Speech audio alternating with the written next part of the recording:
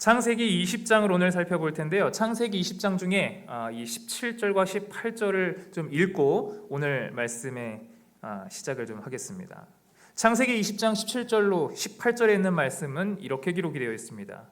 아브라함이 하나님께 기도하매 하나님이 아비멜렉과 그의 아내와 여종을 치료하사 출산하게 하셨으니 여호와께서 이왕에 아브라함의 아내 사라의 일로 아비멜렉의 집의 모든 태를 닫으셨음이더라. 오늘 이야기할 내용이 아주 중요한 부분입니다. 오늘은 24번째 창세기의 교훈 24번째 시간이고요. 제목을요, 반복된 허물과 변함없는 은혜. 인간 측에서의 반복된 허물과 하나님이 주시는 변함없는 은혜에 대해서 오늘 좀 살펴보겠습니다.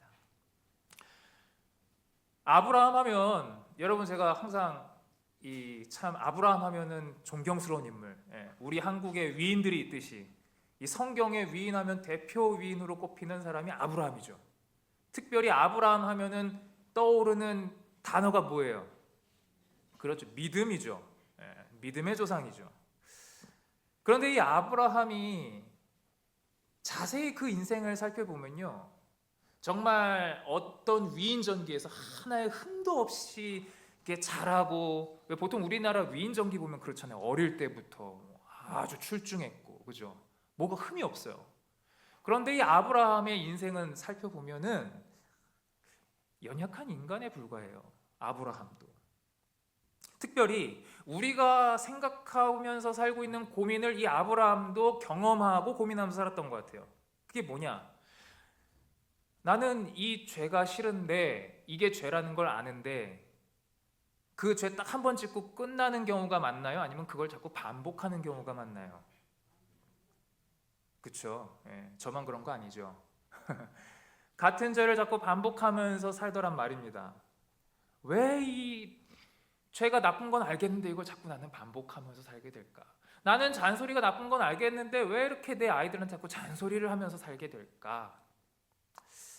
왜 나는 바가지가 나쁜 건 알겠는데 내 남편 자꾸 바가지를 긁고 싶은 마음이 들까? 여러분, 근데 이 문제에 있어서 아브라함도 자유롭지 못하더라는 거예요. 오늘 창세기 20장이 바로 그런 내용을 담고 있어요. 이 창세기 20장 배경은 이렇습니다. 아브라함이 하나님의 말씀에 순종해서 하란이라고 하는 자신의 고향을 떠난 지 어느덧 25년이라는 시간이 지난 때입니다. 25년이면 굉장히 오랜 시간이에요. 그렇죠?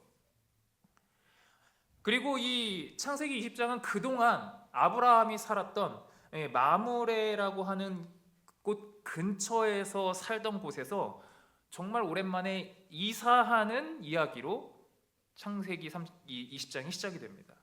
1절의 말씀을 보시면 아브라함이 거기서 원래 살던 마므레 그곳에서 땅을 네게부라고 하는 곳으로 옮겨가서 가데스와 술 사이 그랄이라는 곳에 거류합니다.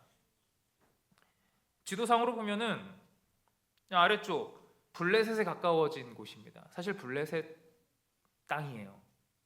가나안에서 블레셋으로 넘어간 겁니다. 왜 갑자기 이사를 했을까? 잘 살다가 약속의 땅에서. 여러 의견들이 있더라고요. 이 말씀을 찾아보니까 여러 의견이 있습니다. 먼저는 저희가 이것을 보기 이전에 롯의 이야기를 다뤘습니다. 롯의 어떤 사건이죠? 소돔성 멸망. 아브라함이 이 사건을 봤다 그랬나요? 못 봤다 그랬나요? 아브라함도 멀리서 그걸 봤습니다. 기도하고 그 천사들이 지나가는 것도 봤고 어떤 일이 있을 거라는 것도 알아서 그 하나님과 딜을 했잖아요. 그죠? 50명, 45명, 40명 딜을 했잖아요. 그러니까 다 알아요. 그 사건이 일어난 것까지도 알아요. 막 연기가 올라오는 걸 다 봤죠. 멀리서. 소돔성이 멸망했구나 알았습니다. 자, 그러니까 어떤 주석가들은 그 소돔성이 멸망한 걸 보고 여기도 위험하겠구나 해서 그곳을 피한 것이다 라는 의견이 있더라고요. 그런가 하면 이제 어떤 주석에서는 아브라함도 결국 유목민이다 보니까 목초지를 찾아서 옮긴 것이다. 아니다. 어떤 내용에서는 해쪽 속에 이방 민족의 침입이 있어서 그걸 피한 거다. 여러 가지 설이 있습니다. 근데 우리 SDA 주석에서는요, 이 부분에 대해서 다른 말을 하지 않고 하나님이 아브라함의 발걸음을 인도하여서 그곳으로 가게 된 것 같다라고 기록하고 있더라고요. 예. 어찌되었건 이 그랄이라고 하는 곳, 이곳에서 사건이 벌어지는 것입니다. 아브라함의 허물이 드러나는 사건. 여기 보시면 그의 아내 사라를 자기 누이라 하였으므로 그랄 왕 아비멜렉이 사람을 보내어 사라를 데려갔다. 어서 많이 본 내용이죠. 예, 이게 성경이 두 번 기록이 되어 있는 게 아니라 같은 사건이 또 다른 일이 일어난 겁니다. 같은 일의 반복이에요. 어떤 학자들은 같은 일에 대해서 이거 두 번 기록해 놓은 거다, 이거 기록 오류다라고 말하는 사람도 있어요. 그런데 이 내용을 잘 보면요, 대상 이름도 다르고요, 장소도 다르고요, 그 내용도 조금 달라요. 다 달라요. 분명히 이건 두 번째 일어난 사건이에요. 두 번째로 아내를, 이렇게 말하면 좀 표현이 그렇지만, 팔아넘긴 거예요. 아브라함이 또. 그렇다면 이 반복적으로 일어나는 일을 통해서 우리가 깨달아야 할 것이 무엇일까, 이거를 좀 알아야 되는 것입니다. 이 아브라함이 왜 이거를 이렇게 두 번이나 또 다시 이런 일들을 경험하고 아내를 이렇게 하는 일을, 그리고 이것이 왜 성경에 두 번이나 기록이 되어 있는가?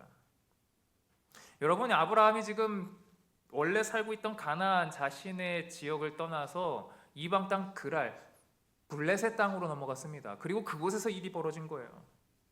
이건 무엇을 말하는가? 사람은요, 신앙적인 환경 안에서 있으면 사실은 크게 사고 칠 일이 없었다가도 그 신앙적인 환경에서 벗어났을 때 우리는 내가 이미 경험했던 그 죄로 돌이키기가 굉장히 쉽다는 것입니다. 우리 죄의 본성이요. 여러분들도 경험하시죠? 바로 아브라함이 그런 인간적인 경험을 하는 거예요. 가나안 땅에서 내가 그 전에 허물들이 지워졌을 거라고 하는 생각으로 살았다가 가나안을 벗어나니 과거의 자신의 허물이 다시 올라오는 것입니다. 이것이 이 성경이 우리에게 말해주고 경고해주고 있는 사실이에요. 우리가 어디에 우리의 마음과 우리의 환경을 두어야 하느냐에 대한 아주 중요한 이야기를 하고 있는 것입니다. 그런데 우리가 이 이야기에서 또 한 가지 생각해 볼 것은, 이 사라가 말이죠, 얼마나 예뻤길래 두 번이나, 여러분 궁금하지 않으세요? 이 사라가 왜 이렇게 아이들이 좋아하지? 네. 사라가 얼마나 아름다웠길래 또 이런 일을 겪었을까? 그런데 여러분, 이전에 일어났던, 애굽에서 일어났던 일하고요, 이걸 비교해 보면요, 기록을 비교해 보면요, 약간 다른 부분이 있어요. 12장에서는, 애굽에서는 여기에 명시를 하고 있어요. 그 여인이 심히 아리따움을 보았다라고 기록을 하고 있어요. 그런데 여기 20장에서는요, 그 왕 아비멜렉이 사람을 보내서 사라를 데려왔다라는 기록은 있는데 곱다거나 아름답다라고 하는 내용은 기록이 되어 있지 않아요. 이게 사소한 차이라고 생각이 될 수 있겠지만 우리가 한번 생각해 볼 문제입니다. 여러분, 지금 사라가 나이가 몇 살 정도 됐을까? 계산을 해보면요, 이것이 연대 순서로 기록이 됐다라고 하는 내용 하에, 가정하에 이것을 생각해 보면은 또 이게 그렇게 순서대로 돼 있는 게 사실이고요. 그 사라가 명확하게 17장에 자신의 나이가 기록이 돼 있어요. 이미 그 앞에 몇 세로 기록이 돼 있냐면은 90세로 기록이 돼 있어요. 그러니까 지금 적어도 이 일을 겪고 있는 사라의 나이는 90이에요. 제가 그 이삭을 품고 있는 아브라함과 사라의 그 많은 그림들 중에 제가 굉장히 충격받은 그림이 하나 있어요. 이 그림인데, 보통 우리가 사라가 이삭을 품었을 때의 이미지랑 많이 달라요. 제가 이걸 보고 이거 되게 현실적으로 그렸는데, 90세에 물론 90세라고 저 정도로 그때지는 않을 수도 있습니다. 우리 곱게 나이가 들 수도 있는데 어때요? 되게 현실적으로 그려놨죠, 그죠? 예, 저게 사라라고 싶을 정도로. 모르겠습니다. 저렇게까지 됐는지 어쩐지는 모르겠습니다만 이 그랄 왕 아비멜렉이 사라를 정말 미모를 보고 데려갔을까라는 거예요. 90세의 나이를 먹은 사라를 보고 말이죠. 그런 성경의 언급도 없고요. 우리가 이 부분에 대해서 생각을 해볼 수 있습니다. 그렇다고 사라는 분명히 데려갔는데 왜 데려갔을까?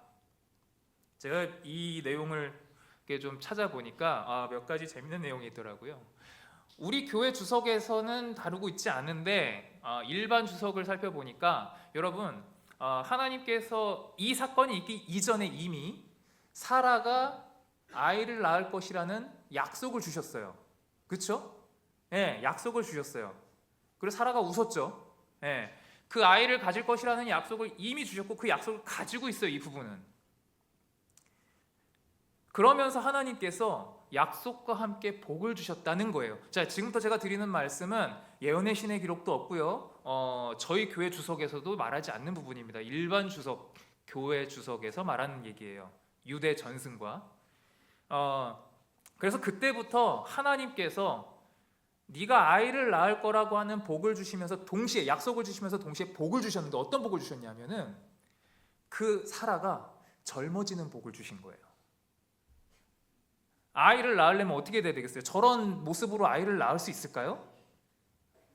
뭐 하나님이라면 가능하실 수 있겠죠. 근데 한번 생각해 보세요. 저 정도의 노인이 아이를 낳는다 생각하면 힘들 것 같죠. 그러니까 하나님께서 그 약속을 주시고 동시에 그때부터 건강의 복을 주셔가지고 회춘하게 하신 거예요. 회춘하게. 그래가지고 그때부터 나이가 거꾸로 간 거예요. 영화 어디 뭐 누구의 시간이 거꾸로 간다 그런 영화처럼 이게 나이를 거꾸로 먹게 된 거예요. 그래가지고 결국은 사라가 굉장히 젊어졌는데 그것을 그랄 왕 아비멜렉이 보고 반한 것이다. 이렇게 기록을 해놓은 데도 있더라고요. 가능성이 있나요? 끄떡끄떡 하시는 분들 있고 그랬으면 좋겠나요? 예, 모릅니다. 예, 몰라요. 성경에서도 분명하게 기록하고 있지 않고 그냥 하나의 설이고 분명한 사실은 유대인 사이의 전승과 외경서에는 그런 내용들을 다루고 있다는 거예요. 예, 재밌는 이야기죠. 근데 분명하게 그 당시의 문화를 살펴보면 분명한 사실은 한 가지 있습니다. 우리가 추측해 볼 수 있는 사실. 그랄 왕이 왜 데려갔느냐? 사라에 대한 아름다움보다는요. 여기서는 당시 사회의 특성상 그랬을 것이다. 정략적인 결혼이라는 거예요. 아브라함은 굉장히 그 당시 부유한 사람이었습니다. 그러니까 왕족의 버금가는 힘이 있는 사람이었다는 얘기죠. 군사도 거느리고 있었어요. 롯을 구해왔잖아요. 군대를 동원해서. 그러니까 힘이 있었어요. 아브라함은 그런 사람이었거든요. 그런데 이 그랄 왕 아비멜렉이 보니까 그런 유력한 집안의 누이란 말입니다.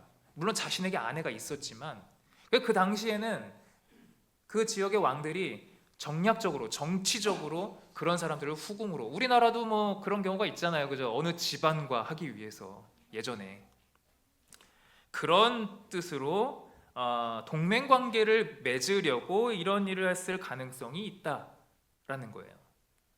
네. 뭐 이게 현실적으로 더 어찌 보면은 사실로 느껴지죠. 자, 어쨌건 간에 아비멜렉이 이 아내 사라를 데리고 왔다라는 것은 분명한 사실입니다. 어떤 이유에선지 간에. 그런데 이 순간에도 하나님께서 애굽에서처럼 하나님께서 나서십니다. 아비멜렉 왕의 꿈속에 나타나셔서 사라에게 남편이 있다는 사실을 알리시고 더 강하게 네가 죽을 것이라는 말씀까지 하십니다. 이 굉장히 무섭잖아요. 네. 전혀 악의가 없었거든요. 이 아비멜렉은. 여러분 근데 하나님께서 왜 이렇게까지 하셨을까요? 네가 죽을 거라는 얘기까지. 우리가 하나님께서 이렇게 엄하게 얘기하신 것에 대해서 좀 그분의 마음을 이해할 필요가 있습니다. 먼저는 그에게 그것이 죄가 된다라는 것을 엄중히 알리셔야 했어요. 이것은 분명한 죄라는 사실. 또한 그가 하는 일이 하나님께서 주시기로 약속하신, 이삭을 주기로 약속하신 그 약속의 그 계획을 범하는 일이 될 수 있기 때문에, 하나님의 약속을 범하는 일, 이건 굉장히 심각한 일이잖아요. 그렇기 때문에 하나님께서는 그 상황에서 엄하게 얘기하실 수밖에 없었어요. 자연스럽게 자연히 아비멜렉은 하나님께 이렇게 말할 수밖에 없었죠. 주여, 주께서 의로운 백성도 멸하십니까? 여기 의로운 백성이라는 말은 죄 없는 이방인이라는 뜻입니다. 죄가 하나도 없는데 저 이방인을, 죄도 없는 이방인을 이렇게 죽이십니까? 이 억울하다는 거죠. 아비멜렉은 억울해요. 속았거든요, 아브라함에게. 이 상황에서 제일 답답한 사람은 그럼 누굽니까?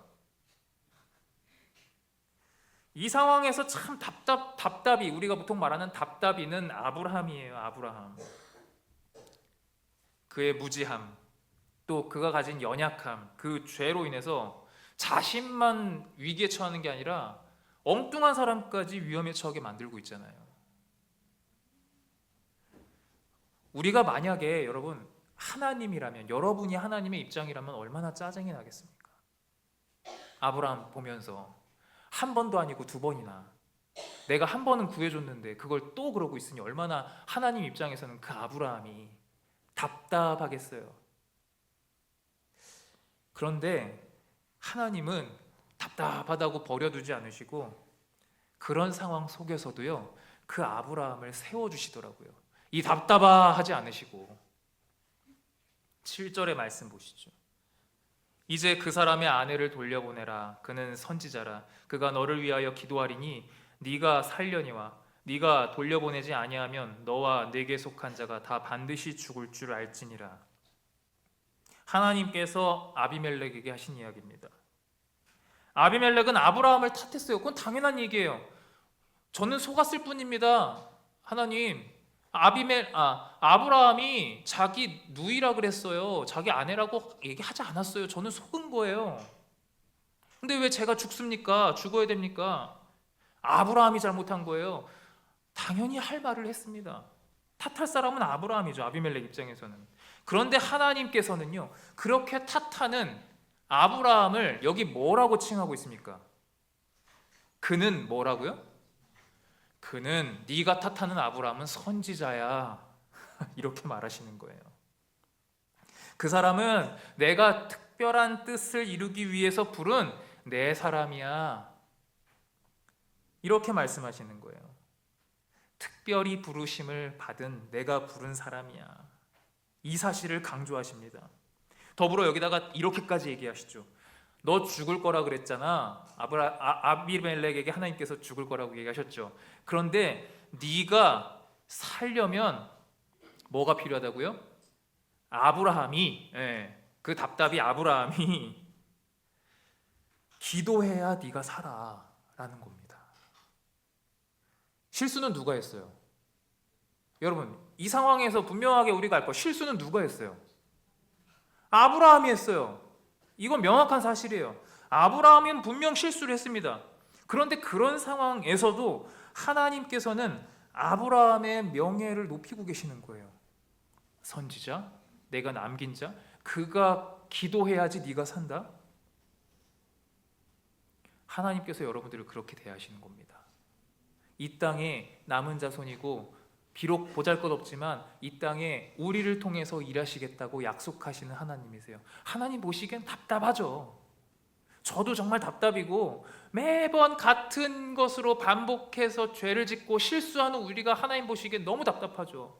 왜 그 진탕 속에서 매번 뒹굴면서도 거기서 나오질 않는지.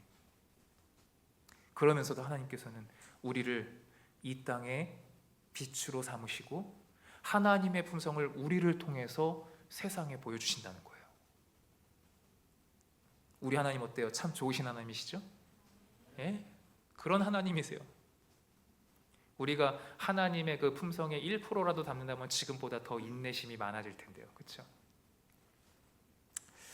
여러분, 날이 밝았습니다. 그래서 아침이 됐어요.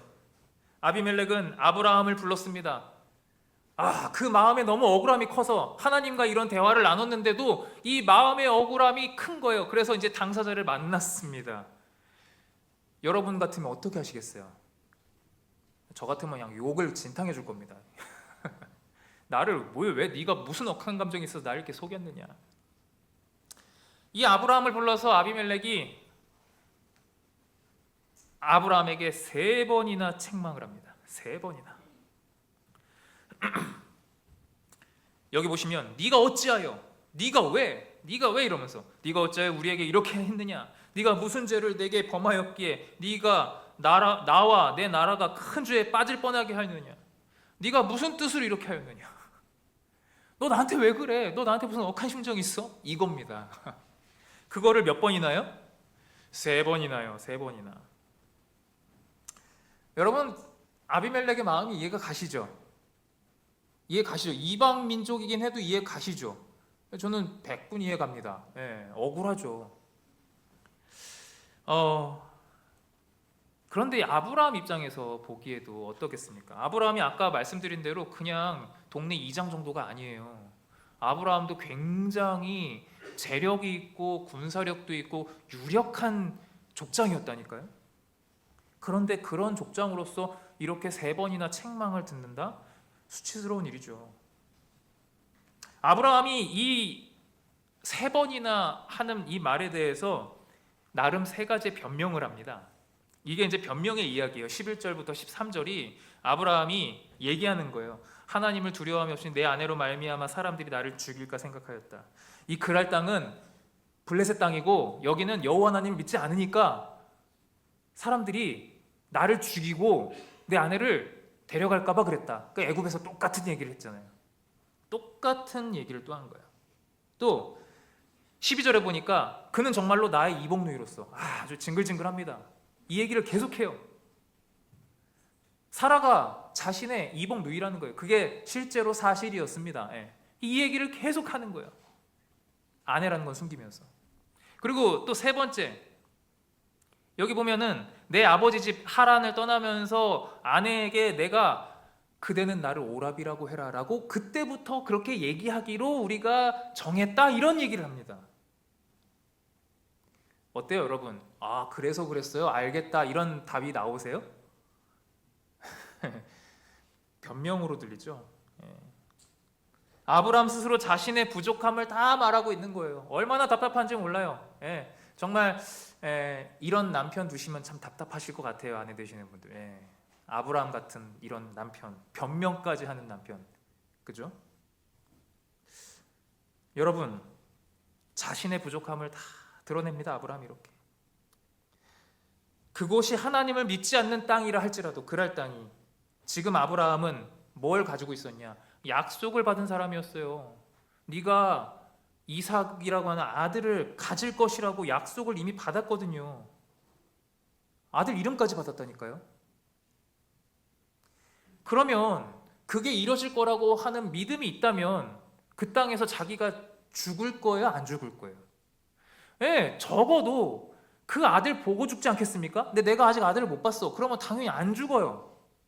이런 믿음이, 연결되는 믿음이 있어야 되잖아요. 우리가 기본적으로 돌아간다면 말이죠. 적어도 그런 두려움은 없었을 거라는 겁니다. 믿음이 있었다면. 이복누이라는 관계, 아까도 말씀드렸지만 사실입니다. 누이 맞아요. 그런데 누이이면서 뭐였습니까? 아내였잖아요. 그럼 2가지의 관계 중에 뭐가 더 중요합니까? 아내가 더 중요하잖아요. 본질적인 관계는 아내였어요. 자기 아내랑 하란을 떠나면서 그렇게 하기로 했다 이야기하는 것도 이건 너무 구차한 변명이에요. 저 같아도 이건 부끄러워서 말 못했을 것 같은데 아브라함은 하네요. 이렇게. 굉장히 인간적인 모습으로 변명하는 아브라함을 보여주고 있는 거죠. 이런 아브라함에게 아비멜렉은 어떠한 이런 변명을 듣고도 어떠한 대응 없이 아브라함에게 그냥 보내는 게 아니라 재물을 줘서 보냅니다. 저는 이 상황에서만큼은 아브라함보다 아비멜렉이 더 위인으로 보여요. 자기가 죽을 뻔했는데. 바로 때랑 비슷하죠. 아비멜렉이 양과 소와 종들을 끌어서 아브라함에게 주고 아브라함에게 이르되 내 땅이 너의 앞에 있으니 네가 보기에 좋은 데로 거주해라. 땅까지 줍니다. 와. 이 그림이 그 아비멜렉이 다시 사라를 보내는 그 장면을 그린 거예요. 사라를 되게 예쁘게 그렸죠. 예. 근데 모르겠습니다. 사라가 90세에 저런 모습을 할 수 있는지, 하나님의 은혜로 복으로 저렇게 회춘했는지는 모르겠습니다만 어쨌든 저렇게 그렸어요. 예. 아브라함은 완전 할아버지인데. 여러분, 이렇게 친절을 베푸는 이유가 뭐겠습니까? 아비멜렉이. 아브라함이 지금 존경스러워서 그랬을까요? 아브라함이 어떻습니까? 지금 말하는 행동이나 이런 것들이 존경스러울 만합니까? 제가 보기엔 전혀 아니에요. 아비멜렉도 그런 건 아니었을 거예요. 왜 이렇게 재물들을 주면서 또 땅까지 거주하라고 안내해 주면서까지 극진히하면서 보냈을까요? 자기를 공경에 처한 사람에게. 다른 거 없었습니다. 하나님의 말씀, 그는 뭐였다고요? 아까 하나님이 아비멜렉한테 얘기했다 그랬잖아요. 그 아브라함 그 사람은 뭐다? 선지자다. 그 사람은 선지자다. 내가 선택한 사람이다. 그것을 인정했기 때문에 그런 거예요. 아비멜렉은 아브라함을 인정한 것이 아니라 지금 누굴 인정한 겁니까? 하나님을 인정한 거예요. 하나님의 말씀을. 하나님께서 말씀하신 그 사실을 인정했기 때문이지, 그래서 땅을 얻었고 그래서 재물을 얻은 것이지 아브라함을 인정했어서 그런 게 아니라는 거예요. 아브라함의 어떠함이 있어서? 아니요, 전혀. 여러분, 우리가 이 땅에서 뜻하지 않은 복을 누리고 영예를 누리고 재물을 누리는 것이 그 사람들이, 이 세상이 나를 보고 주는 것이라고 착각하시면 안 돼요. 우리가 하나님의 복으로 받는 것들에 대해서 그게 내가 뭘 잘해서 받는 것이라고 착각해서는 안 된다는 거예요. 근데 우리가 그런 적이 참 많더라는 거죠. 내가 뭘 잘해서 받는 거라고 말이죠. 근데 여러분, 은혜예요, 은혜. 은혜라는 건 뭐예요? 내가 뭘 해서 받는 게 아니라 내가 받지 못할 상황에서 주어지는 게 은혜예요. 그렇죠? 내가 해서 한 만큼 받는 건 그건 품삯이라 그래야 될까요? 월급? 월급을 은혜라고 하면서 받으시는 분 계십니까? 아니요, 다 내가 한 만큼 받는 거잖아요. 은혜는 내가 잘해서 받는 게 아니에요, 여러분. 하나님으로 인해서 받는 것이 은혜인 것입니다. 아브라함은 은혜를 받은 사람이에요.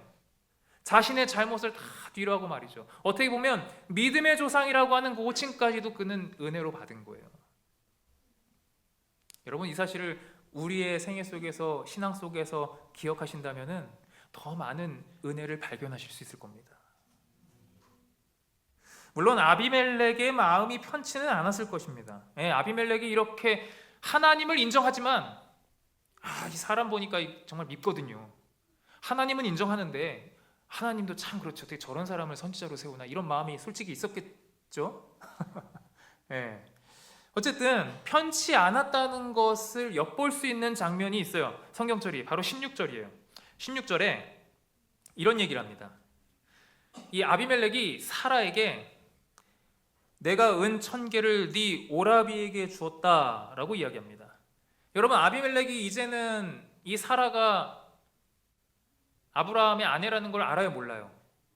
이제 다 알려졌으니까 아내라는 걸 알죠.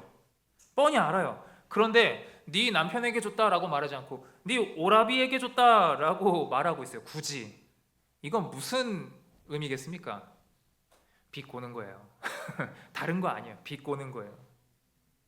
그렇게 속인 아브라함을 경멸하는 뜻에서 조롱하는 거예요. 오라비한테 얘기해. 이렇게 얘기하는 거예요. 여러분, 아비멜렉의 상황도 충분히 이해가 가시죠? 예. 저는 아비멜렉 같았으면, 오늘날 같았으면 고소를 해도 몇 번을 하죠. 그런데 여러분, 하나님은 모든 상황 속에서 누구를 세우셨다고요? 아브라함을 세우셨어요. 마지막까지 말이죠. 자, 마지막을 보시겠습니다. 17절, 18절입니다. 아브라함이 하나님께 기도하며 하나님이 아비멜렉과 그의 아내와 여종을 치료하사 출산하게 하셨으니 여호와께서 이왕에 아브라함의 아내 사라의 일로, 지금까지 우리가 봤던 그 일로 아비멜렉의 집의 모든 태를 닫으셨음이더라. 아주 확실하게 세우십니다.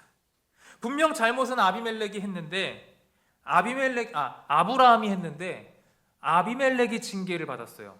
그 집안의 태를 닫아버렸다는 거. 얼마나 위험한, 무서운 징계입니까? 그 아내와 여종이 불임을 한다. 그런데 그 태를 누구의 기도를 통해서 여셨다고요? 그 밉상 아브라함을 통해서 여셨다고요. 아브라함의 기도예요. 하나님이 약속하신 대로 내 선지자, 내가 택한 사람 아브라함을 통해서 기도하셨고 그것을 통해서 태를 여셨다. 여러분, 믿음의 조상 아브라함을 이야기함에 있어서 사실 아브라함의 위인전을 우리가 쓴다라고 생각한다면 이 부분의 내용이 그 위인전에 굳이 올라갈 일이 있을까요, 없을까요? 저 같으면 위인전을 아브라함이라고 하는 위인전으로 쓴다 그러면 이 부분은 좀 뺄 것 같아요. 이게 위인으로서 별로 도움이 안 되잖아요. 그런데 이 아비멜렉과의 기록이 여기 창세기 20장에 떡하니 기록이 되어 있습니다. 아주 잘. 왜일까? 우리는 이걸 생각해 봐야 돼요. 성경에 왜 이런 기록들이 있을까를 우리가 좀 고민해 볼 필요가 있는데 이것 말고도 많잖아요. 그죠? 여러분, 아브라함의 인생에 있어서 그 전에도 그랬고 이번에도 그랬듯이 애굽에서 그랬던 것처럼 그랄에서도 하나님께서는 아브라함의 위기의 순간에 그를 막 책망하시기보다는 그 아브라함을 이방인 가운데서 세워주시는 일을 하십니다. 그 일을 통해서 아브라함만 세우시는 게 아니라 하나님께서도 높임을 받으십니다. 우리가 하나님의 자녀인 것이 감사한 것은 세상 가운데서 우리의 실수가 많지만 우리를 높이시는 분이 하나님이시기 때문에 그렇습니다. 우리가 잘해서가 아니에요. 우리가 허물이 있다더라도 하나님께서는 우리를 왕같은 제사장이라고 칭해주시고 우리를 의롭다고 칭해주시고 계속해서 그분의 빛을 우리에게 나눠주시는 거예요. 이 품성을 우리에게 계속 보여주시는 거예요. 여러분, 이게 우리가 지금 받고 있는 한없는 은혜 아니겠습니까? 하나님으로부터 한없이 받고 있는 은혜인 것이죠. 우리가 기억해야 될 건 다른 게 아닙니다. 바로 이런 하나님의 은혜인 것이죠. 반복되는 죄가 우리의 삶 가운데 있습니다. 참 질리도록 지겹도록 해결되지 않는 죄의 문제들이 우리의 삶 가운데 있죠. 그 죄로 인해서 분명 곤란한 상황도 생기고 우리의 마음이 힘들어지기도 할 것입니다. 때로는 우리의 이 신앙생활에 있어서 큰 손해를 볼 때도 있어요. 그런데도 그 죄가 쉽게 고쳐지지 않는 거죠. 하지만 기억하십시오. 그 가운데서도 우리의 믿음의 삶을 지키시고자, 우리의 믿음을 지키시고자 하시는 이 하나님의 변함없으신 은혜가 있다는 사실을 여러분 기억하시길 바랍니다. 우리에게 주신 감사한 이야기가 있잖아요. 죄는 미워하시지만 헷갈리네. 죄는 미워하지만 죄인은 뭐 하신다고요? 제가 말 제대로 한 거죠. 답을 안 하셔가지고 죄인은 사랑하신다고요. 우리의 그 모든 허물이 누구로 인해서 시작된 것을 아시는 하나님께서는 우리를 끝까지 사랑하신다고요. 그래서 우리를 이 세상에서 하나님의 선지자로서, 하나님의 빛을 전하는 선지자로서 우리를 끝까지 세워주신다는 거예요. 어떻게 그런 변함없으신 하나님의 사랑에 감사하십니까? 예, 우리 변함없으신 그 하나님의 은혜에 감사하시면서 이 안식일도 그렇게 감동스러운 회복의 안식일을 우리 모두 경험하게 되시기를 간절히 바라면서 오늘 말씀 연구를 마치겠습니다.